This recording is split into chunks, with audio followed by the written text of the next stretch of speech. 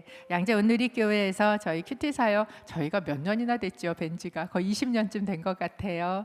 그런데 언제나 한결같이 말씀을 묵상하는 자리에 계시면서 또 그 삶이 어떻게 아름답게 변하는지도 저희가 보게 되는 우리 윤치원 목사님 모시고 말씀을 듣도록 하겠습니다. 여러분 어떻게 환영하시지요?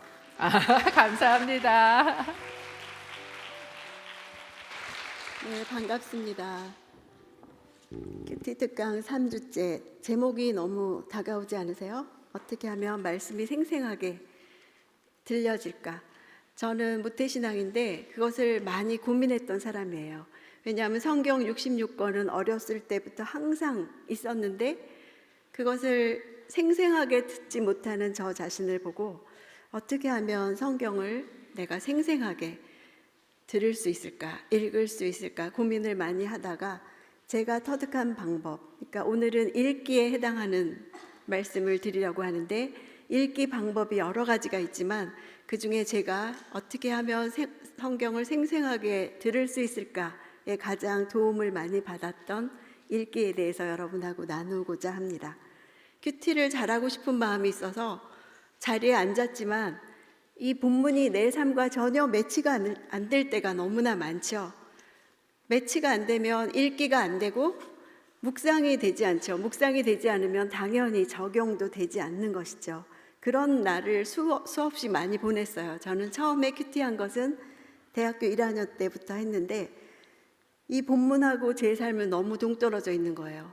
여러분 지금 삶이 너무 힘든데 야곱이나 요셉의 이야기를 할때 야곱의 인생 너무 복잡한 인생 때문에 내 인생까지 복잡해지는 것 같아서 싫다. 너무 지금 내 삶에 도움이 되지 않는다. 이렇게 생각되시는 분도 있고 또 편안하신 분은 야곱이 이렇게 난리를 치면서 사는 것이 다가오지 않을 수도 있고 그렇죠. 왜 말씀이 이렇게 내 삶과 매치가 되지 않느냐면 이유가 있어요. 왜냐하면 내가 원독자가 아니기 때문이죠. 원독자라는 것은 첫 독자, 이 글을 창세기를 썼을 때 누구를 위해서 써야지 한 그 대상이 원독자죠. 이 본문은 나한테 쓰려고 쓴 책이 아니라는 거죠.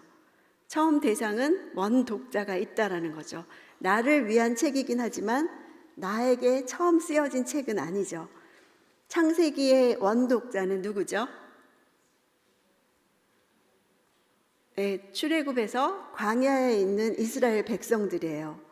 출애굽에서 이스라엘 백성들이 광야를 지날 때 모세가 시내산에 가서 40일 동안 있으면서 기록했다라고 추측을 하죠. 그래서 그 원독자들이 이 창세기를 읽었을 때 자기들이 머리로 많은 세월 동안 400년 동안 4대가 지나간 거잖아요. 그동안 아브라함과 이삭과 야곱의 하나님이란 말을 많이 들었지만 막상 아브라함이 뭘 했고 이삭이 어땠고 야곱이 뭘 했고가 다가오지 않았던 때 이 창세기를 통해서 그분들의 삶에 대해서 들으면서 지금 광야에 있는 거죠. 그래서 우리가 그 원독자의 상황을 알려면 지금 원독자가 어떤 상황에 있고 대상이 누구고 이렇게 원독자의 눈으로 읽는 방법을 알아야 되는 거예요. 그래서 이제 자막 띄워주시면요. 큐티할 때 본문을 첫 번째 원독자의 눈으로 읽는 방법에 대해서 오늘 주로 할 거예요. 그리고 그 원독자가 이런 상황에서 들었겠구나가 파악되어지면 두 번째로 나에게는 이런 상황이 어떤 상황인가.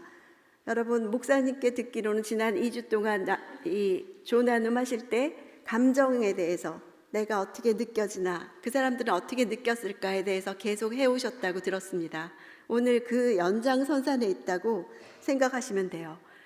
이렇게 첫 번째 원독자의 눈으로 읽는 방법, 읽기에서 이렇게 읽지 않는다면 어떤 본문이든지 현재 내 상황에서 출발할 수밖에 없어요.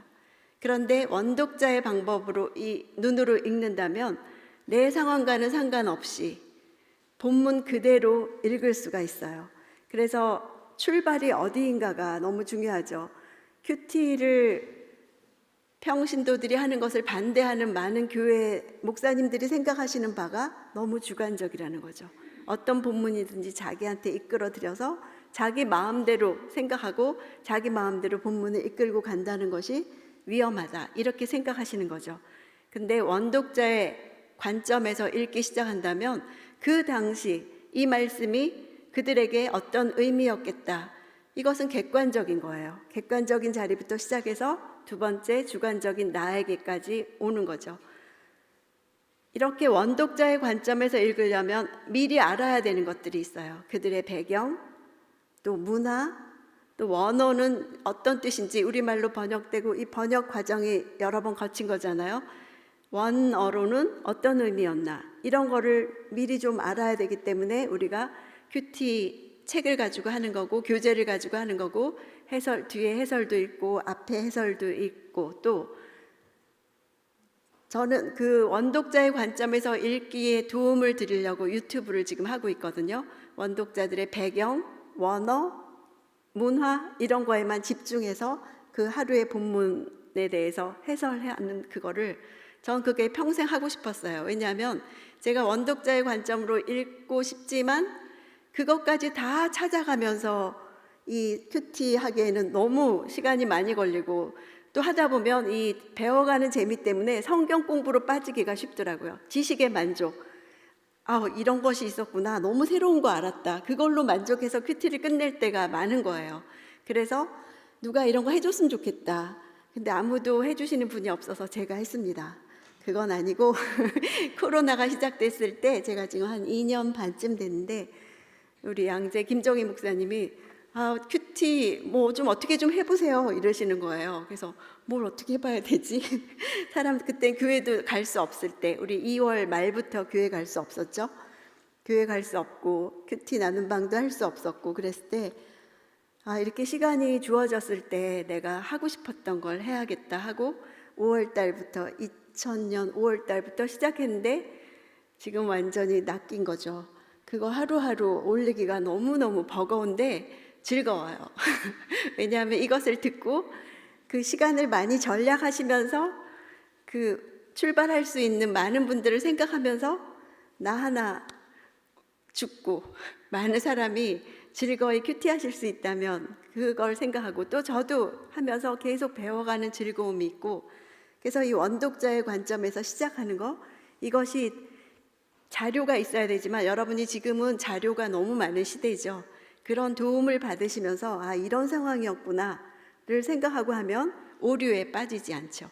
나에게로 끌어당기는 그런 큐티를 하지 않죠. 그래서 원독자의 상황을 생각하는 것은 이 본문이 왜 기록되었나, 하나님이 왜 이것을 성경으로 남기셨나를 생각하는 것이 돼요. 그것을 안다면 그 다음 나에게는 2022년을 사는 나에게는 어떤 의미일까까지 갈 수가 있는 거죠. 지금 창세기 큐티하고 있죠.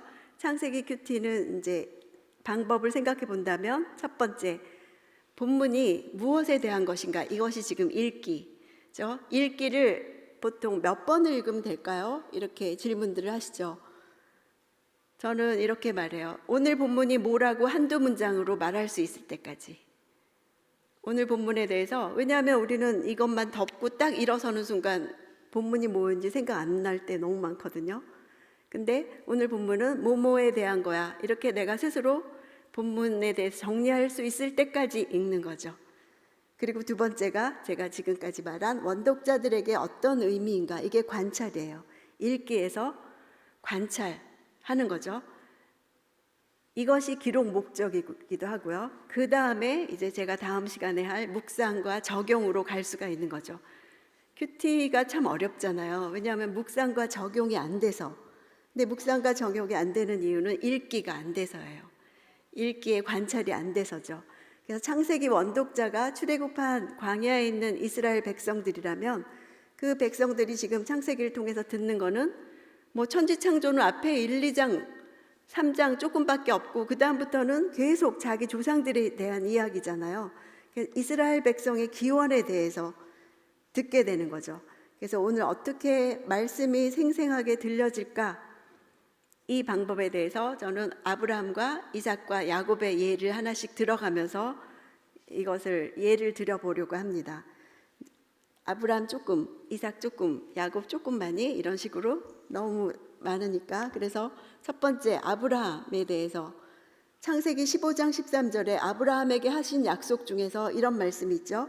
여호와께서 그에게 말씀하셨습니다. 너는 분명히 알아라. 내 자손이 다른 나라에서 나그네가 돼 그들을 섬길 것이며 400년 동안 그들은 내 자손을 괴롭힐 것이다. 이 예언을 받을 당시 아브라함의 상황이 어땠냐면 가나안 땅에 아직 정착하지도 못하고 여전히 나그네로 살고 있으면서 후손도 한 명도 없을 때 후손을 주겠다라고 약속하신 하나님이 그런데 내 자손이 다른 나라에 가서 400년을 노예 생활을 할 거라는 말씀을 주시는 거예요. 아들 하나도 안 주시면서 이 400년 동안 노예 생활을 할 거라고. 가나안 땅에 아직 흡수도 되지 않고 이대로 간다면 자식도 없고 자기의 적은 수를 생각한다면 가나안족에 흡수돼 버려서 흔적도 없이 될 것 같은 그런 때에 하나님은 이 말씀을 주시는 거죠. 근데 이 말씀을 지금 듣고 있는 원독자가 누구예요? 원독자는 이미 400년을 지나고 출애굽해서 광야에 있는 이스라엘 백성이 이 말을 들을 때는 이미 지나간 역사잖아요. 아브라함이 이 말씀을 들을 때는 기가 차죠.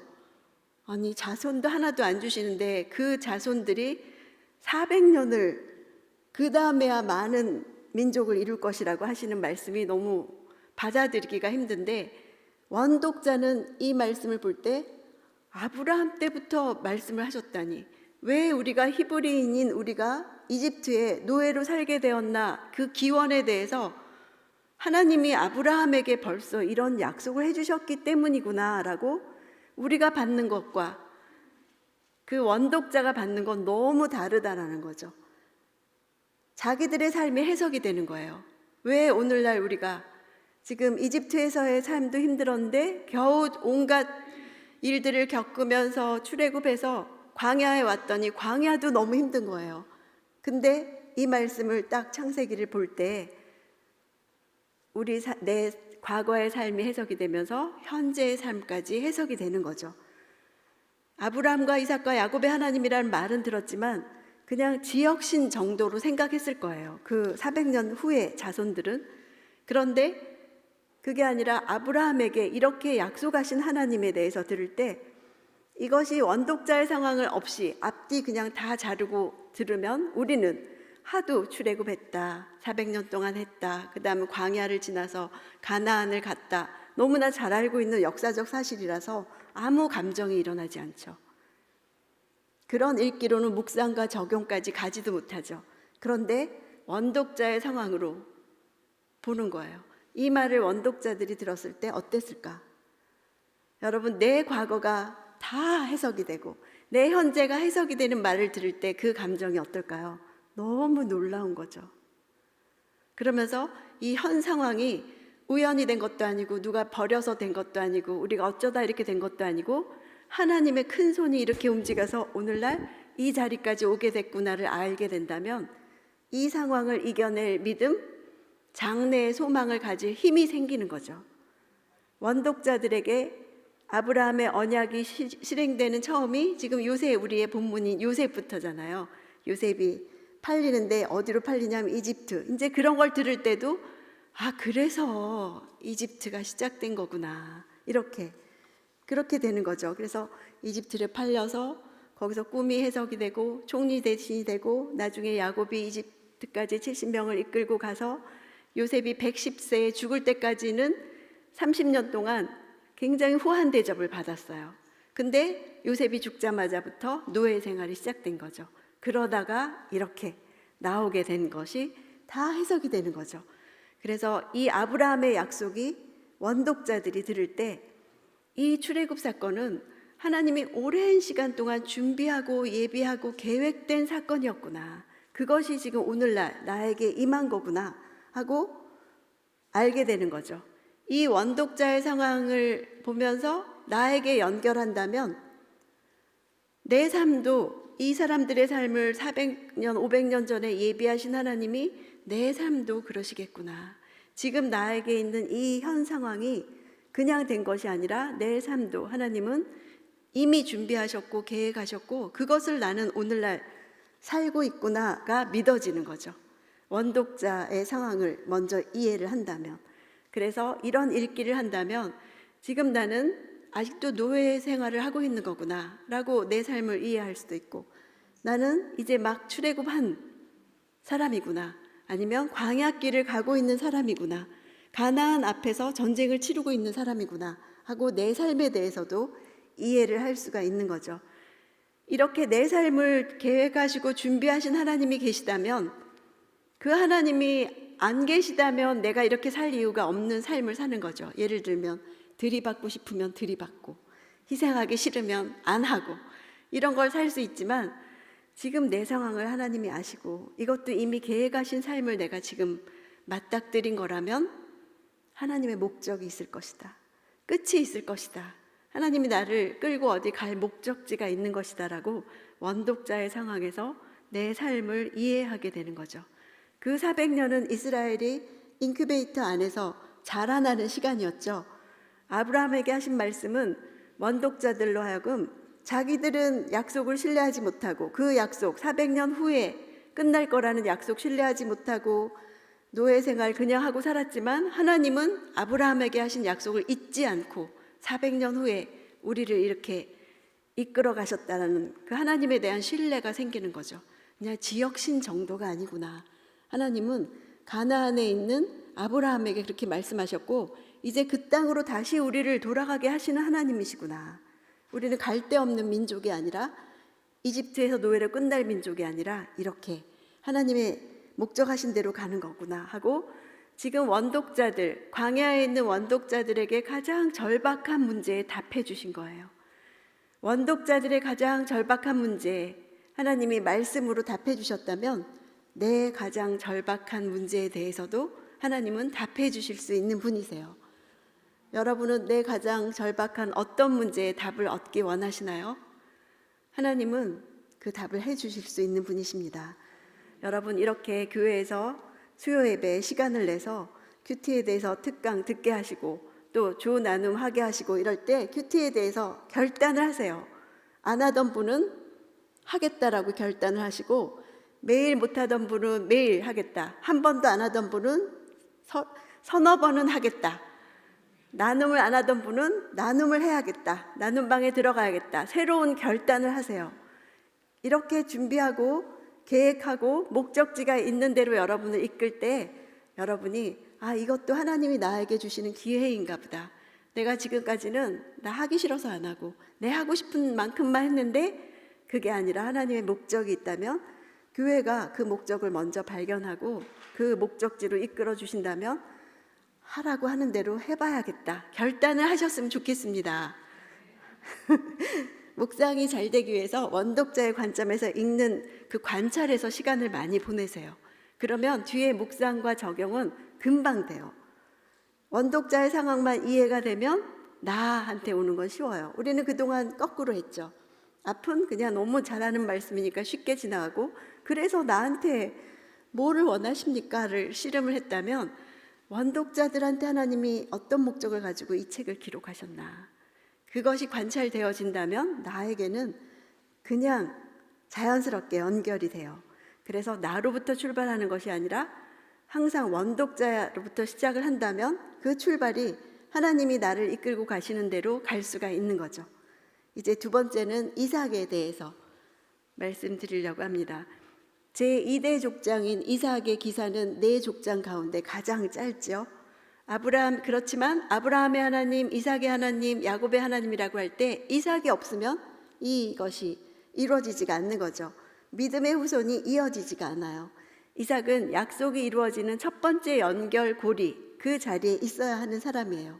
그런 그가 초반에 가장 먼저 한 일은 자기 아버지가 한 것과 똑같은 실수를 한 거죠. 흉년이 들어서 그랄로 가려고.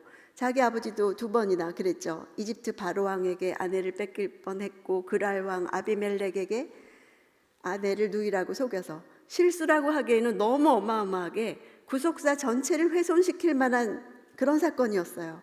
가나안 땅은 하나님이 장차 그의 후손에게 주실 땅이었는데 그 땅을 떠난 것이었죠. 언약 백성을 주려고 하셨는데 그 약속의 자녀가 단절될 위기까지 처한 그 아버지의 2개의 실수를 이삭이 똑같이 반복한다는 거죠. 창세기 26장 1절을 보시면 여러분이 이미 큐티 하셨던 부분이기 때문에 함께 읽어보겠습니다. 시작.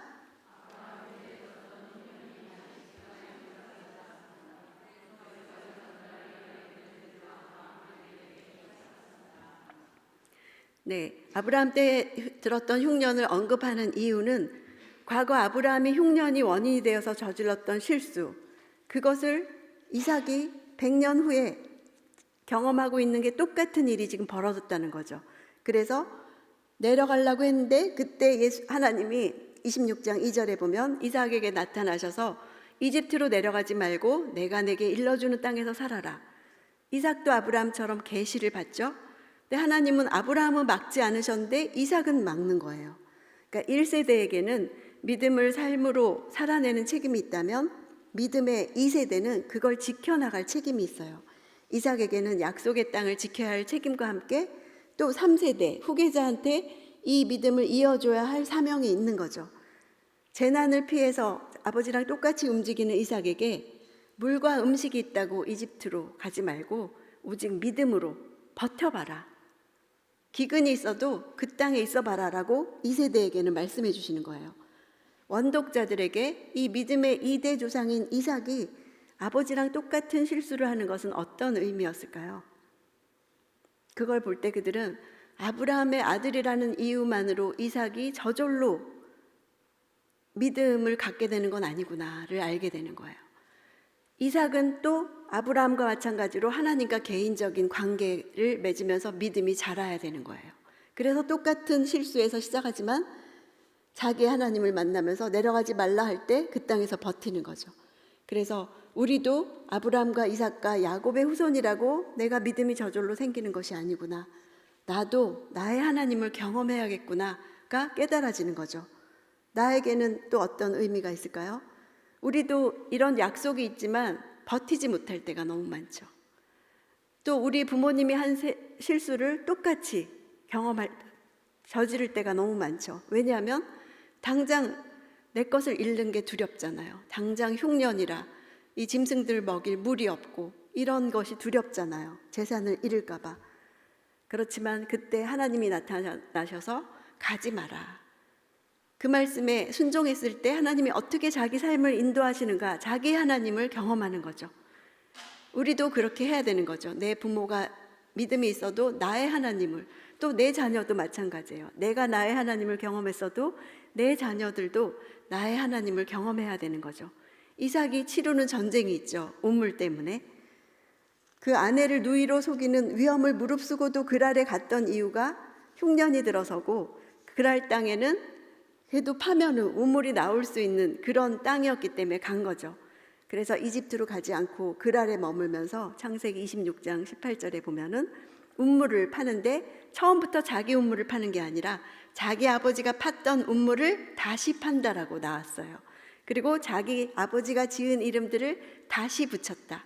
우물을 파는 사람들은 80 내지 100m를 파야 되는데 그걸 이미 아버지가 파놓은 거, 그 위에 흙으로 덮었거나 쓰레기로 오염된 부분만 치우면 된대요. 그러니까 자기 힘으로 우물을 파는 것보다는 훨씬 쉬운 거죠.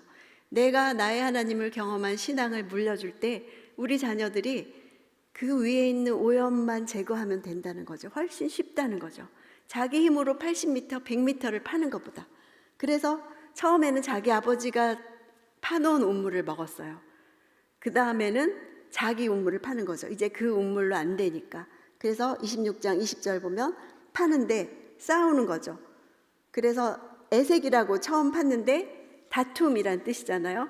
다툼에서 끝나는 게 아니라 다퉈서 뺏겼다라는 단어가 에색이에요. 그 다음 두 번째는 21절이죠. 두 번째 팠더니 신나라고 또 뺏겨요. 신나는 에색보다도 강도 높은 표현이에요. 대적이라는 뜻이 시트나인데 거기서 나온 이름이 신나죠. 정죄, 참소. 그러니까 계속 정죄하고 욕하고 참소하면서 뺏어가는 거예요. 이 시트나는 사탄하고 비슷하죠. 어근이 똑같아요. 사탄이 히브리어예요. 아세요?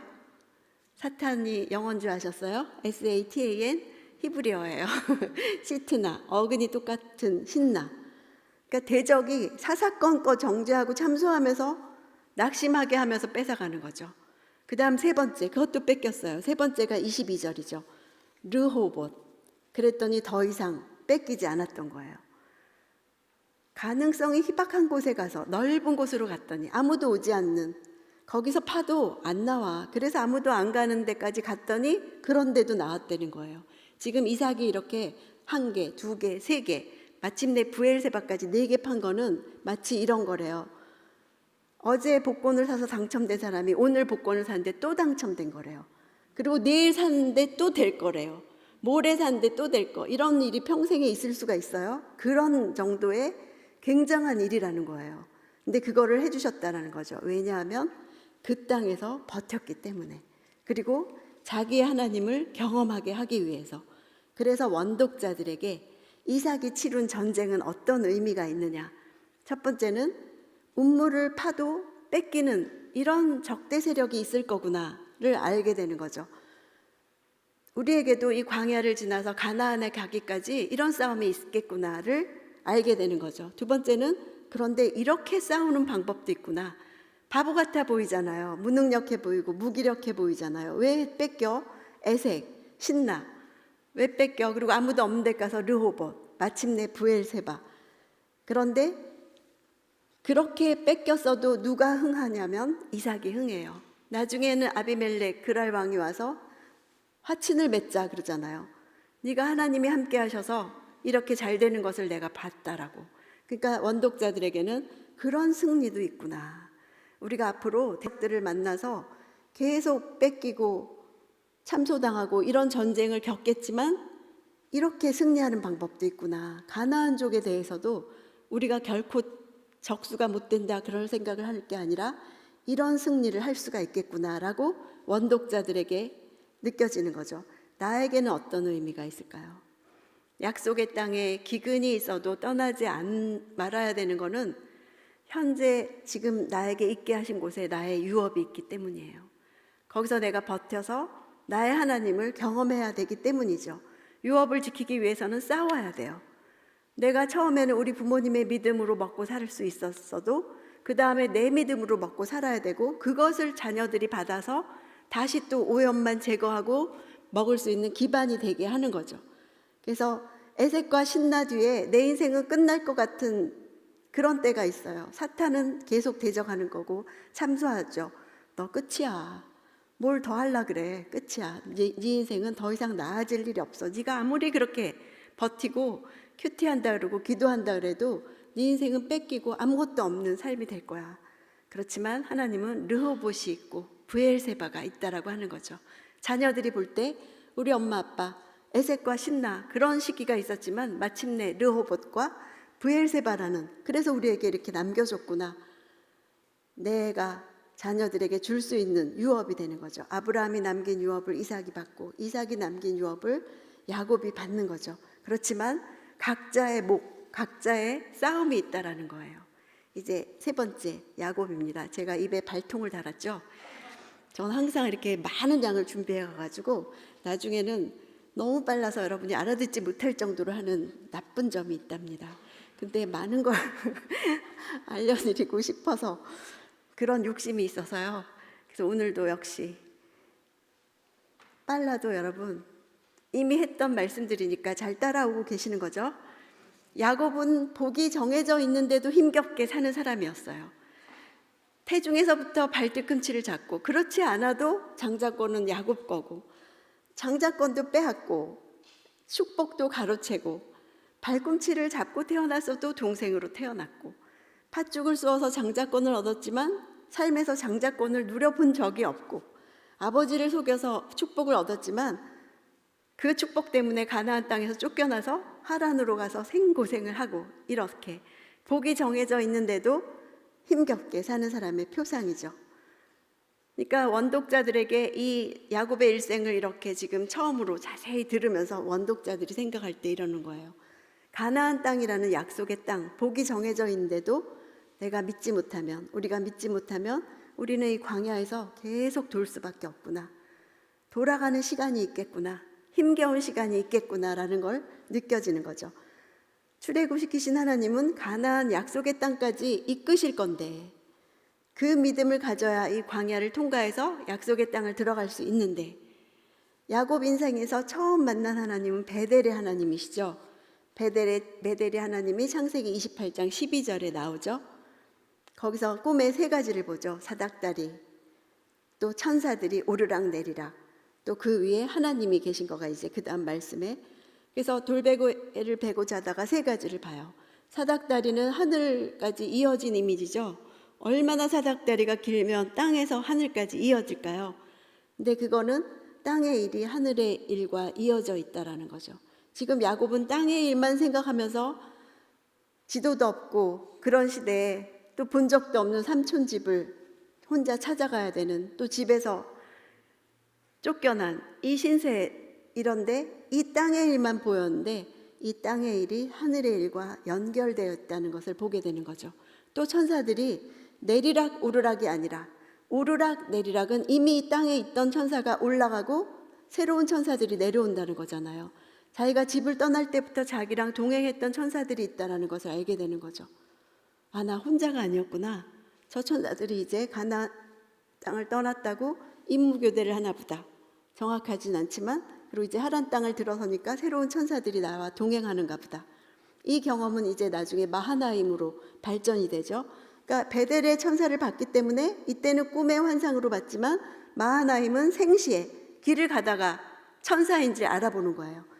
경험은, 영적인 경험은 점점점 눈이 넓어지고 알아보게 되고 깨닫게 되는 거죠. 그 다음에 하나님이 서 계신 것을 보고 그 하나님이 자기에게 베델의 약속의 말씀을 주시는 그것을 경험하죠. 이 원독자들에게 베델의 하나님의 의미는 무엇일까요? 자기들도 이 광야가 정처 없이 가는 것이 아니라는 것을 알게 되는 거죠. 정처 없는 것 같지만 정처 없는 것이 아니고, 야곱처럼 우리도 이 광야에서 하나님을 만나야겠구나. 돌베개 베고 자는 것 같은 신세, 자기들도 지금 그렇잖아요. 여기서 우리도 하나님을 만나야겠구나. 그 하나님이 야곱을 그냥 택했기 때문에 그냥 두지 않고 간섭하시고 인도하겠다고 약속하시고 돌아오게 하겠다라고 약속하시고 떠나지 않겠다라고 약속하신 것처럼 우리에게도 그렇게 해주시겠구나. 이렇게. 나에게 이 베델의 하나님은 어떤 의미일까요? 나는 이 땅의 일이 정말 나 혼자 힘겹게 사는 줄 알았는데 이 일이 하늘과 연결이 돼 있구나. 하나님 다 아시겠구나. 내가 혼자 이 난리치고 사는 게 아니구나. 그래서 우리가 하늘에서 이루어진 일이 땅에서도 이루어지기를 기도하는구나. 그리고 나는 이미 복이 있는 존재구나. 내가 이렇게 혼자 고군분투하지 않아도 되는구나. 하나님이 이미 천사를 파견해 주셔서 내 옆에 있구나. 홀로 이 싸움을 하는 것이 아니구나 알게 되는 거죠. 그리고 열린 하늘 아래에 있는 거구나. 그 위에 하나님이 계셔서 큐티할 때마다 말씀해 주시는구나. 나는 열린 하늘 아래 사는 사람이구나가 나에게 오는 의미인 거죠. 야곱이 하나님 알기는 이 계속 진행이 되죠. 그래서 창세기 28장 16절, 17절 오늘 아까 여러분이 읽으셨던 본문을 보면 그 잠에서 깨어나서 야곱이 고백을 하잖아요. 지역신, 그냥 가나안 땅에만 계신 줄 알았는데, 하란 땅을 나 혼자 가는 줄 알았는데 여호와께서 여기도 계시는구나. 또 사닥다리를 보고 이 열린 하늘, 그걸 보고 하늘과 땅이 연결이 돼 있구나. 그래서 하늘의 관점에서 내가 볼 수 있겠구나. 이 광야가 하나님이 계신 하나님의 집이구나. 눈이 뜨이는 거죠. 영적인 눈이 뜨이는 거죠. 그래서 자기가 극복할 수 없었던 하란으로 가는 광야길을 헤쳐나갈 만한 힘을 얻는 거예요. 그곳을 하늘의 문이라고 부르잖아요. 열린 하늘. 내가 영적인 세계로 난 통로, 입구를 알았다. 우리에게 그 문을 열 수 있는 열쇠는 하나님과 교제하는 친밀함, 갈망함이죠. 지금 신약시대에는 하나님이 나를 집 삼아서 이 안에 거하시잖아요. 베델, 그게 하나님의 집이란 뜻이죠. 야곱은 그 브엘세바에만 계시는 하나님인 줄 알았더니 아무도 살지 않는, 자기 가족들만 하나님을 믿는 줄 알았더니 아무도 없는 이 빈 들판 베델에도 하나님이 계시고 나에게 말씀해 주실 수 있고 천사들을 보여주시고 이런 것을 경험한 거죠. 그래서 그 들판에서 하나님의 임재를 만났기 때문에 하나님의 집이라고 장소가 너무 중요했어요. 그런데 그 후에 한참 시간이 지나서 라반과 그런 20년 세월을 지난 다음에 다시 고향으로 돌아올 때 베델로 가지 않고 세겜에 머물렀죠. 세겜에 한 10년쯤 머무르다가 디나의 강간 사건을 만날 때 하나님이 창세기 35장 57절에 그 베델로 올라가라 그래서 그곳에 가서 그곳에 제단을 쌓고 그때 부른 이름은 엘베델. 그러니까 하나님의 집에서 엘을 앞에 붙여서 하나님의 집에 하나님. 베델은 장소에 초점을 맞췄다면 이제 하나님께 드디어 초점을 맞추게 되는 거죠. 그래서 하나님이 하나님의 집에 계시구나 하고, 그러니까 우리는 하나님을 한 번 경험해서는 변하지 않아요. 베델을 경험했으면 엘베델까지 경험해야 되는 거죠. 그래서 야곱 일생에서 하나님과 이렇게 결정적인 만남이 몇 번이나 있죠. 어느 족장보다 풍부해요. 인생의 굴곡을 겪은 것이 많을수록 하나님과의 경험도 많은 것이 복이에요. 나는 굴곡만 있어. 하나님을 경험한 건 없어. 너무 불행한 거죠. 그래서 큐티 나눌 때 그런 분은 와서 자기 고난만 나누는 거예요. 큐티 나눈 방에서 우리가 할 일은 보고가 아니에요. 그 12정탐꾼 중에 10명은 보고를 했죠. 그 땅이 이러저러해서 갈 수 없다. 2명이 간증을 했죠. 그 땅은 이러저러하지만 갈 수 있다. 왜냐하면 하나님이 우리에게 약속해 주셨기 때문이다. 하나님과의 스토리, 하나님과 연결을 지어서 말하잖아요. 여러분이 나눔 방에 와서 할 일이 보고가 아니라 간증인 거죠. 하나님과의 스토리죠. 나는 실은 지난주에 이런 일이 있었다. 거기까지는 보고지만 그런데 그거 갖고 나는 씨름을 했다. 그래도 잘 안 되더라. 기도해달라. 이것도 나눔이고, 그랬더니 내가 어떤 하나님을 경험했다. 또 그것이 나눠져야 되는 거죠. 그래서 내 고난이 나눠지는 게 아니라 하나님이 나눠져야 되는 거죠. 베델만 나눠지는 게 아니라 엘베델. 그래서 그곳에서 하나님이 나에게 이렇게 하셨다. 하나님을 나눠지는 것이 하나님을 점점 알아가는 사람이죠. 베델에서 천사를 봤다면 마하나임에서 천사를 보는 거고, 야곱이 이름이었다면 이스라엘이 이름이 되는 거고, 분이엘을 경험했다면 에서의 얼굴이 하나님의 얼굴로 보이는 경험을 하는 거죠. 내가 어제 한 큐티 때문에 내가 오늘 만나는 사람과의 영향력이 있는 거, 그런 삶이 큐티하는 사람의 삶인 거죠. 그래서 여러분이 이제 오늘 본문을 가지고 원독자의 관점으로 읽어보실 거고, 그걸 또 조에서 나누실 거예요. 처음 원독자의 관점으로 할 때는 조금 어려우실 수 있지만 훈련을 하시면, 그러니까 내가 지금 광야에 있는 이스라엘 백성이다 라고 생각하시면서 이 본문을 읽으시는 거예요. 그래서 이 본문이 원독자에게 어떻게 받아들여졌을까, 또 많은 의견이 있을 수 있어요. 어떤 분은 여기에 초점을 맞추고 이렇게. 근데 그것이 나눔 방에 오면 풍성해지는 거죠. 아, 똑같은 본문을 봤는데 저분은 원독자의 관점에서 이런 사실을 봤구나. 나는 이런 사실을 봤는데. 그래서 거기서 나에게는 어떤 의미가 있겠다를 나누면 여러분이 같은 본문에서 굉장히 풍성한 것을 나눌 수가 있어요. 그래서 여러분 이 원독자의 관점으로 한번 읽어보실 마음이 생기시나요? 네, 재밌어요. 보시면은 그렇지 않고 무턱대고 나부터 출발하면 어느 본문을 하든지 적용이 똑같아요.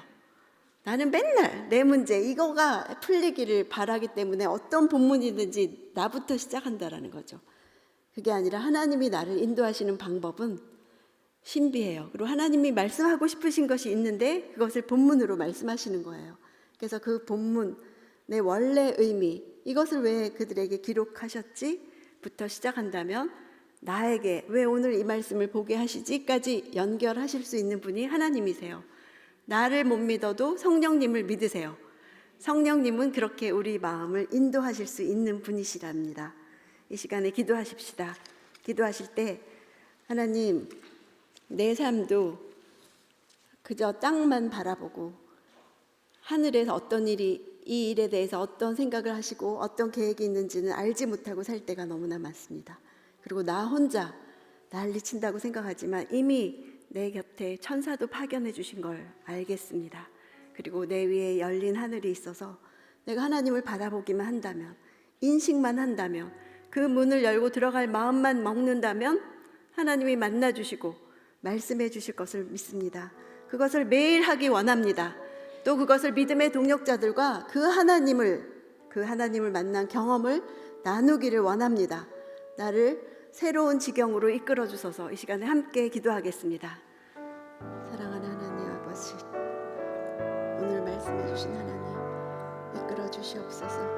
날마다 아브라함과 이삭과 야곱의 하나님에게 하셨던 그 말씀을 나에게도 행하여 주시고, 하나님 내 대에 이루어지지 않는다 할지라도 신실하게 약속을 이루시는 하나님을 만날 수 있게 하여 주시옵소서.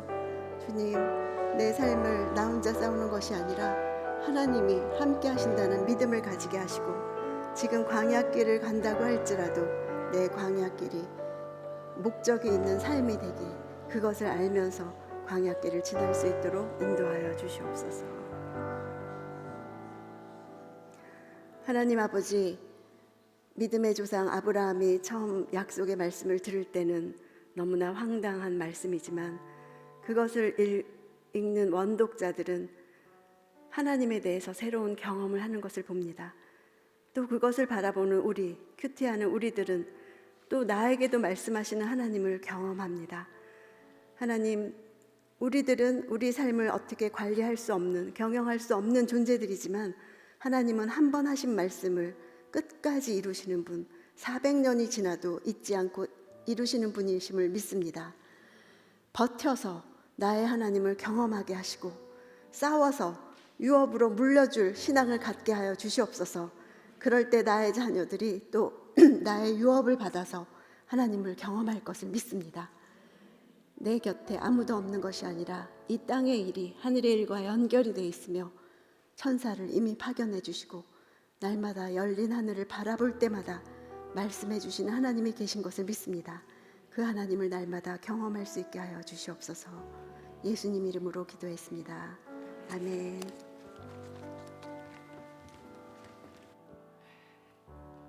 감사합니다. 기대되시죠? 다음 주도 여러분을 부르신 하나님의 목적이 분명히 있고 이끌고 가시는 꼬린 지점이 있다고 믿습니다. 여러분 들어오실 때 우리 큐티 나눔방 신청서 받으셨는데 한번 이렇게 들어보실래요? 다 받으셨어요? 네, 받으셨어요. 아까 얘기하신 것처럼 큐티 나눔방에 들어가셔야 이 큐티가 지속이 될 뿐만 아니라 자기 주관, 여기 앞에 필요하신 분 손 드셨는데요, 좀 주시면 좋겠습니다. 지속하실 수 있고 풍성해지실 수 있고 자기 주관적으로 흘러가는 그 말씀을 교정하실 수도 있습니다. 그래서 여러분에게 이걸 드리고 여기에다 신청서를 조금 받기를 원하는데요. 예배가 끝나고 나서 제가 이 큐티 스쿨을 하면서 하나님이 주셨던 그림이 하나 있었어요. 예배가 끝나고 나면 여기저기 큐티 나눔방에 앉아서 말씀을 나누는 그 그림을 하나님이 주셨더랬어요. 그래서 예배가 끝나고 여러분들이 나 수요일 날 큐티 나눔방 예배 끝나고 뭐 30분 1시간을 하고 가고 싶습니다라고 체크를 하시는 분들은 그분들을 묶어서 큐티 나눔방을 저희가 새로 만들 거고요. 근데 수요일은 내가 예배 끝나고 나면 도무지 시간이 안 될 것 같으시다. 그러면 다른 요일에도 저희가 지금 큐티 나눔방이 진행이 되고 있거든요. 그래서 여러분이 그 가능한 요일이 저는 언제입니다. 꼭 하나가 아니어도 가능하신 요일을 주로 오전에 저희가 하고 있는데, 가능한 요일을 적어주시면 저희가 여러분을 그 큐티 나눔방에 배정을 해드리고자 합니다. 펜이 없으신 분은 손을 들어주시면 그러면 펜을 여러분에게 드릴 거고요. 지금 조금 잠깐 적는 시간을 가졌으면 좋겠습니다. 얘기하신 것처럼 결단하십시오. 시간을 들이지 않으면 절대 친해지지 않아요. 제가 시간을 들인 사람하고 저는 친해집니다. 그래서 하나님에게도 시간을 드려야 여러분이 친해지실 수 있어요. 그래서 이 시간에 그것을 조금 적으셔서 이따가 나눔을 했을 때 조장님들께서 이걸 좀 받으셔서 밖에 우리 큐티 팀장님 계신데요. 우리 팀장님에게 밖에서 끝나시고 나눔 끝나시고 여러분이 내주시면 좋겠습니다. 제가 지난주에 여러분 이번 주에는 생명의 삶 좀 갖고 오세요 그랬는데 혹시 갖고 오셨어요? 감사합니다. 네, 너무 감사합니다. 네, 그러나 혹시 안 갖고 오신 분이 계실 거를 알기에 저희가 프린트는 해놨어요. 그래서 만약에 이게 지금 생명의 삶이 없으셔서 저는 복사한 그 생명의 삶이 필요합니다 하시는 분 손 들어주시면 저희 네 감사합니다. 여기 조금 손 들고 계셔야 나눠드릴 것 같아요. 네, 그래서 여기 큐티 생명의 삶 여러분 생명의 삶 구독하세요. 이게 얼마지요? 예. 5,000원이네요. 네, 그래서 이거는 큰 거라서 5,000원이에요. 예, 저는 노안이 왔기 때문에 어떤 분은 큰 글자 있다고 이거 보라 그러니까 옆에 여백이 커서 싫다고 그렇게 얘기하시는 분도 계시던데, 네, 이게 커피 한 잔 값입니다. 그래서 여러분 이거 하나 구독하셔서 그래서 큐티 결단하시고 하시게 되길 바라고요. 오늘은 없으신 분들 하시고 밑에 내려가시면 또 이번 달 것도 사실 수 있습니다. 그래서 다음 주에는 생명의 삶을 가지고 하고자 하고요. 오늘은 창세기 37장 12절에서 24절 말씀을 오늘 큐티 본문입니다. 마침 목사님께서 오늘 그 창세기 큐티 하는 것에 대해서 또 원 구독자의 그 원 독자의 입장에서 읽는 거에 대해서 저희에게 이야기를 해 주셨는데요. 제가 이거 그냥 이렇게 읽어보세요. 그럼 조금 쉽지 않으실 것 같아서 가이드를 하나 드린다면 이걸 이렇게 꼼꼼히 읽으시면서 단어를 하나 이렇게 딱 잡으실 수 있으시면 좋겠습니다. 그냥 예를 들면 뭐 이것만 여러분이 또 기억하실까봐 이걸 내가 나누는 게 좋은가 싫은가는 잘 모를 것 같기는 한데 저는 오늘 큐티를 하면서 제 눈에 딱 들었던 단어는 13절에 나오는 알겠습니다였어요. 아버지 야곱이 요셉에게 형들이 세겜에 있어. 그런데 네가 좀 세겜에 가서 잘 있나 내가 궁금하니까 가보고 오지 않을래? 이렇게 얘기를 합니다. 그 이유는 이 일이 있기 전에 얼마 전에 세겜에서 뭐가 있었냐면 아까 얘기한 디나가 강간당하는 사건이 있었고 세겜에 있는 하몰과 그 집안을 다 어떻게 하는 일이 있었어요? 몰살시키는 그런 일을 했습니다. 그리고 이제 큰일 났다 얘들이 와서 우리 다 죽이겠다 이래서 베델로 올라가자 하고 내려온 거 아닙니까? 근데 그곳에 형들이 가 있으니까 야곱이 아무리 요셉을 사랑했다고 또 열 손가락인데 그 아들들이 어디 있어도 다 괜찮겠습니까? 그러니까 제가 볼 땐 이 아버지 야곱이 내가 가서 안전한가 또 성질 더러운 또 이 시므온 성질 내고 거기 또 찾아간 거 아니야 막 온갖 생각을 다 하고 있었을 거예요. 그러면서 요셉에게 너 형들 잘 있나 좀 보고 와. 여러분 이때는 아주 그 어린 소년의 요셉이고 그리고 이 세겜까지 길은 한 3일 정도 올라가야 되는 길입니다. 그러니까 쉬운 길이 아닌데 그 길을 아버지가 가라 그러는데요. 제가 알겠습니다를 영어로 이렇게 봤더니 영어로 뭐라고 돼 있냐면 very well 이렇게 돼 있는 거예요. 제가 깜짝 놀랐어요. 어떻게 이 요셉이 그 아버지가 그렇게 이뻐하고 싫어 안 가 거기 사흘 동안 뭐 어쩌고 막 이럴 수 있잖아요. 이렇게 오냐 해서 키우면. 그런데 이 요셉이 very well 이렇게 얘기를 하는 걸 보면서 어떻게 이랬지? 이 생각이 제 안에 들었어요. 그러면서 아버지가 안절부절 왔다 갔다 이러는 그 모습을 이 어린 소년이 옆에서 보면서 아버지가 마음이 거기 있구나. 이 마음이 있으니까 아버지의 사랑을 받기만 한 게 아니라 요셉이 참 아버지를 사랑했구나. 그러니까 순종하는데 그냥 순종도 아니고 very well 이렇게 얘기할 수 있었구나. 이게 이렇게 제 안에 들어왔습니다. 뭐 더 나누면 막 원독자 그것까지 가면 제가 너무 길어져서 그런데 여러분도 그래서 이렇게 읽으시면서 다에서 찾으려고 하시면 쉽지 않으세요. 그러니까 이 안에서 어떤 단어 하나가 이렇게 눈에 탁 들어오시면 그 단어는 이 안에서 이 사람에게는 어떤 상황이었고 어떤 의미였을까? 그리고 그것이 아까 얘기하신 대로 이걸 읽는 광야길에서 이제 곧 전쟁을 치러야 되는 그 광야의 이스라엘 백성에게는 어떤 의미였을까? 라는 것이 여러분 안에 이렇게 읽혀지는 시간이면 좋겠습니다. 지금부터 15분 동안 10분 동안 여러분이 말씀을 함께 이렇게 조금 읽으시고 그래서 그 말씀 안에서 관찰하시고 하시는 시간을 10분 정도 가지도록 하겠습니다.